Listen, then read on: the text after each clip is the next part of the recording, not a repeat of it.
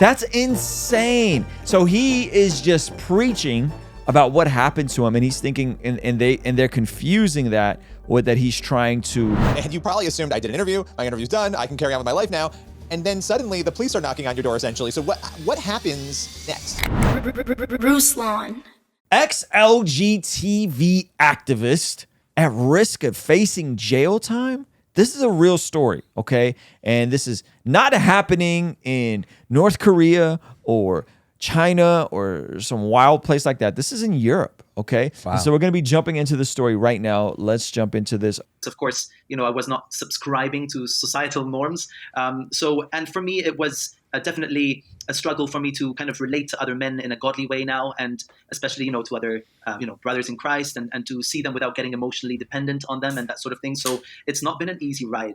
It's easy to say, well, is a sin. Okay, we stop the practice, but we're left with real feelings, real emotions, real thoughts that affect us every day. And that. So he's sharing about coming out of the lifestyle and the reality that this is still, it's still a process that he has to go through. Correct. In terms of how he interacts with men. Which again, man, some of y'all gonna think I'm crazy. Different cross to bear. Different cross to bear. Different cross to bear. Okay, some of you guys, you want to sleep with a lot of girls. I get it. But you can marry one girl and sleep with her a lot of times. Yes. Okay. But if you have this thing that makes you want to sleep Dennis Rodman with men, and then you got to like be in an accountability group with men that you give, like, it's just different cross. Like we just got to be sober about it. It's just different. Anyway, go ahead. Renewing of the mind and growing up into Christ. So it has been very challenging, but God provides wisdom. He provides grace, and that's the good news. Amen. Absolutely. And, you then obviously growing in your faith. Shout out to Billy, how do you say his last name? Hallwell, CBN News. They've been crushing it, man. They've been doing really good, interesting stories. And I just want to, give them their flowers. They're doing a good job. Start to talk about these issues, right? If there are other people in the same circumstance who are looking to discover faith, or maybe they're at the start of that journey and they have same-sex attraction, talking about your experience and your journey, at some point you do an interview in the media and you share, and I'm sure you've done many of them, but you share this journey. What did you share during that interview? What were the contents? Before we get into the reaction of the police to that interview, what did you say? These were two presenters in Malta that wanted to know more about the conversion practices law that applies to Malta. They wanted to understand why I view sexuality differently as a Christian, and why I would do such a thing, just leaving and forsaking homosexuality altogether as an identity, practice, whatever. Well, look up the country of Malta. Malta.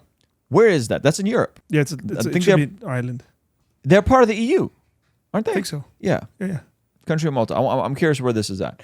Again, this is pretty wild that this is happening in a not totalitarian state. Malta is part of Spain or Italy. No, it's not. It has been independent state since the 21st of September 1964 and republic since 13th December of 1974. It formed part of the British Empire between 1964 and 1974. Can you pull up like where it is on It's the map? off of Sicily. It's like cut to my thing. It's that's in a the little. Mediterranean. Okay, that's a little itty bitty country. Yeah. What's the population? Look up the population of Malta. I'm actually Maltese island off the coast of Italy. 518,000. That's a small country, man. That's all of North County, San Diego is 518,000. Like Oceanside is about 200,000. Vista's I think about 100,000. San Marcos is about 100,000. I think Escondido is about 150,000. That's nuts. So that's like all of this. Yeah, it was scientific, it was practical, it was spiritual, it was a really interesting conversation. Yeah, and so let's kind of just talk a little bit about Malta, because as far as I understand, Malta was the first country in Europe to ban conversion therapy. What does that law look like? How does that operate in Malta? Yes, so, the law is ideological. It basically tells you how you're supposed to think about sexuality. It talks about, orientation, gender identity, and gender expression, and tells you that no combination of these characteristics constitutes some kind of disorder or wrongdoing. They avoid mentioning the word sin, but really, they're trying to get to it. And so the law basically says that it differentiates between legal practices and illegal practices. So it tends to come against scenarios where people are forced into some kind of change, which is, to be honest, we've never heard about these situations where people are forced. That's crazy. So it's in their law? Yeah. Banning therapy, whatever that is banned in most of Europe, and they're starting to come down on it hard. The issue is that what does that mean, forced? Correct. What are we talking about? Yeah, I don't know of a single church that's like we're gonna clip electrical things to your brain and force you. No, it's to counseling, bro. It's counseling. Like if you tell someone like, hey, you should see a counselor for this, that's nuts. then it would fit into that category. Wow. which Yeah. is insane. Let's just suppose someone is like So someone's going to church, they get saved, Yeah. and they're like, hey, I'm struggling with this. I want to find a counselor to help me process this, a Christian counselor or a Christian therapist. And that is considered, that can be considered therapy. You got to go to the underground Christian therapist. That's Imagine. crazy. Imagine black market for Christian therapists. Yeah. How is that forced? How is that forced? So essentially what you're saying is you can't be a part of our church or religion unless you stop that lifestyle. So you have to somehow find a way to get about So it. that is what calls it forced? That is It what... seems to me that's the way that gets interpreted. So, and he says, like, we don't even know what that is. Like, go play this. Yeah, he said we haven't even. He's like, we haven't even seen scenarios like that in Well, Malta. the law basically, so it tends to come against scenarios where people are forced into some kind of change, which is, to be honest, we've never heard about these situations where people are forced. What are we talking about? He's like, we've never how do even you heard of force someone Into therapy. Yeah. or I to can change, force them into change? Yeah, like I could understand like if it's like teens or like a cult. I don't know what that means. Hey, you want to see something crazy? 67% of the people who watch this channel are not subscribed. Do me a quick favor, make sure you hit that subscribe button so you stay up to date on all the videos here on the Blessed God Studios channel. It feels like Most people choose like to go through this process, right? Or to try to step away. Like you have chosen to step away, right?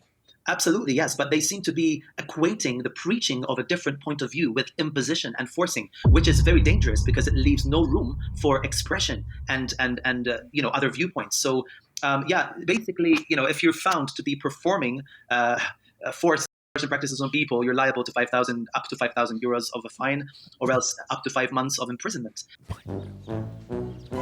Yeah, buddy. Coming to a city near you. Wow. That's insane. So he is just preaching about what happened to him, and he's thinking, and they're confusing that with that he's trying to force people onto that. And he's saying, well, you can't do that because then you take away the opportunity for public discourse. So he's pretty much sharing his testimony. Gosh darn it. And being like, yes, he's sharing his and then he's landing with the takeaway of like, you don't have to be a slave to your desires. Right. Probably. I would Right. guess that's probably where he's leading with Yeah. it. Yeah. And then they're like, 5 months for you. Yeah. It's crazy. Go ahead.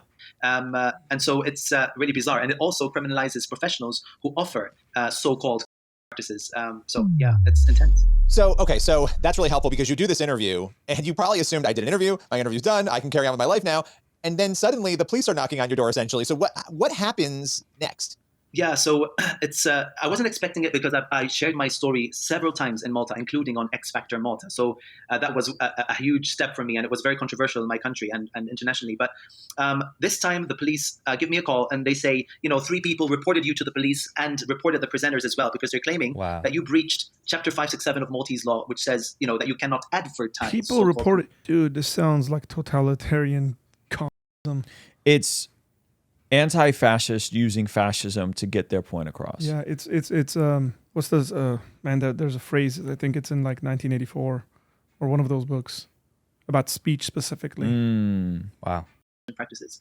And so I turned up to the police station with my lawyer. We exercised our right to be silent. But a few days later, the police inspector decided to press charges against myself and the television presenters. So we literally... The TV presenters got charged too. Wow. How dare you record this? That's why we got everything on a stand. So there's no crew that can be charged if we say anything crazy. Charge the walls. Charge the walls. Go ahead. had our first hearing in February this year, which was a few months after all of this happened. And we're in a criminal court case for the first time, at least for myself. I'm going to speak for myself. It's the first time in my life I have to face a criminal court for simply sharing my Christian faith. That's what it is, sharing the hope that we have and sharing the reasoning behind what we believe. That's edging into persecution. Yeah. That is persecution. Yeah. It's I mean, because we like to talk about how there's very little moments in the West, at least, that we're persecuted, but it seems like their country is a little bit more westernized, right? And this is like police speech. Like you cannot share the gospel. That's exactly what it is. Yeah, but it's not even like he's not even sharing the gospel like that. Yeah. He's saying, hey, my life changed.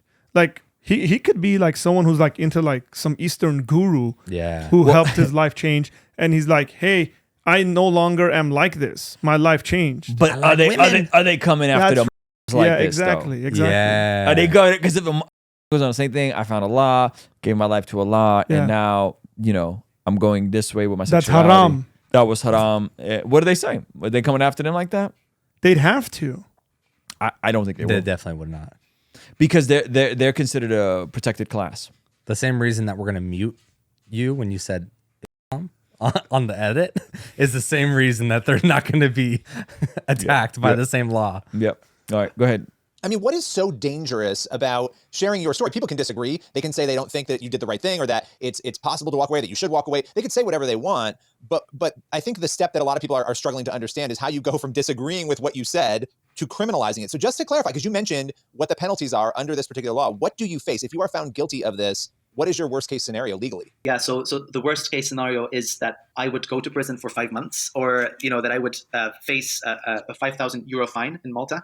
And what could happen as well is that if we win it, that the police will choose to appeal it, and it will just go on for longer than we expect. I think it's very intimidating towards Christians, because I think it can discourage people from exploring the subject, even journalists who would want to hear a different point of view. Wow. This is creating a lot of stigma and intimidation in society. It's terrible.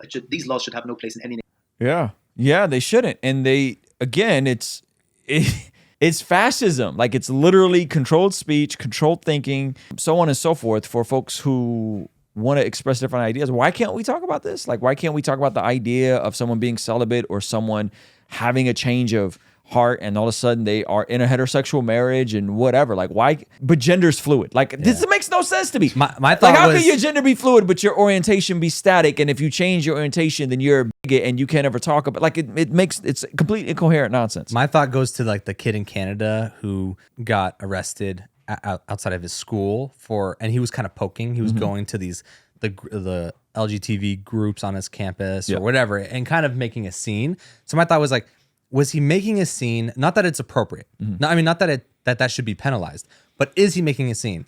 But it sounded like he did a TV interview, meaning a reporter was also prompted him. He wasn't like, I'm going out and I'm going to poke. He got like an email. He's like, yeah, I'll take it. Yeah. And then just shares his side of the story, and then later the police are at his door. It's not even like he was poking or he's trying to be this big public figure that covers controversial topics in Malta. Yep. Crazy. Yep. Play a little bit more of this. Well, it's especially nations that, are supposed to uphold free speech and expression, right? I mean, when we talk about the West and we talk about countries where, we should be able to say things that are controversial that people don't like, we should be able to have those conversations. I believe the same I'm a Christian, for people who aren't Christians, that they have the right to say what they want to say. What you just hit on that was very interesting here, because when stories can't be told, it becomes very troubling. We see this with people who in the trans movement, right? Those stories are often not told. Which we're going to look at soon in the next video. But what you're speaking of too, because these presenters being brought up on charges, that means the people exploring the issues have no right to ask any questions about them either. I mean, that is deeply troubling. What do you make of this, Arthur? It is terrifying, because like, where do you stop is immediately what comes to my mind. Right? Because now, say it's with this guy, right? What about somebody else who was just promiscuous? Or is it just going to be like anytime you identify as something, it's so anti-biblical, because the Bible actually tells Matthew, all of please. us have to stop sinning. Yep. All of us, we got to repent. Every single one of us are told, regardless whether you identify as straight or whatever. Every single one of us are told that we need to keep our sexuality in check. Yeah, that's good. Right. Not only like in regards to what you do. But even in your heart and your mind, That's good. Like, we got to keep it in check. Yeah. So if I come out and say, like Jesus did, if you lust in your heart, then that's adultery. Yep. It's like, we're taking it to a much deeper place. Now you're regulating even the stuff that I can think about. So it says, Grech spoke about how he does not agree with the term therapy, and said that the deeper he went into his Christian faith and exploring the Bible, the more I quote, I understood that in the Bible, is not an identity as we make it nowadays, and neither is it a feeling but a practice, end quote. At no point during the interview did Grech invite any listener to attend therapy or encourage anyone to get help for unwanted attraction.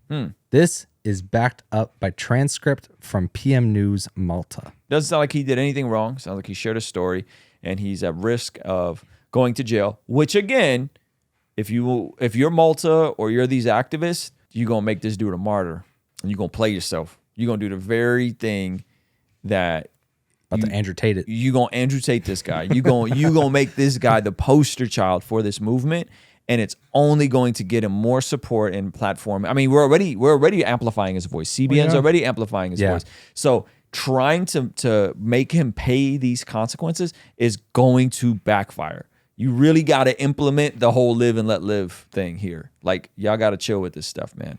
This isn't violence and genocide. Like, this is goofiness. Bro, this is nuts. I'm reading this from thepinknews.com. So you know what their view is. It says, he and the two hosts, who the Times of Malta report are also facing charges, spoke about suppression of feelings, among other things. So like they spoke about, hey, like we shouldn't be having these feelings. They're wrong feelings to have. Yes. And they're being charged for saying that. Yeah. That's crazy. That's crazy that you can get charged for saying something bad about feelings. Yeah, like I have that thought and it's not a right thought or not a right feeling, and I'm holding it. Like we all do that. Yeah. Like if some people make me really angry and I want to act out in that, and I go, no, you're going to suppress this because it's not godly behavior. Yep. The idea that you should suppress things that the scriptures say are sinful is a very controversial thought in our era, which is a bummer. Hey, this clip is from our daily after party stream. If you enjoyed it, consider signing up for our Patreon community for only $5 a month, where you get access to the replays of our daily after party streams, as well as the uncut extended versions of our podcast, Discord access that's private, and a discount code for our merch store, only $5 a month. And ultimately, it's the best way to help us contextualize the gospel of Jesus using media, podcasting, and of course, YouTube. The link for that is in the description or in the pinned comment. The perks are amazing. You should get on there. It's only $5 a month. I'll see you over there, all right? Peace.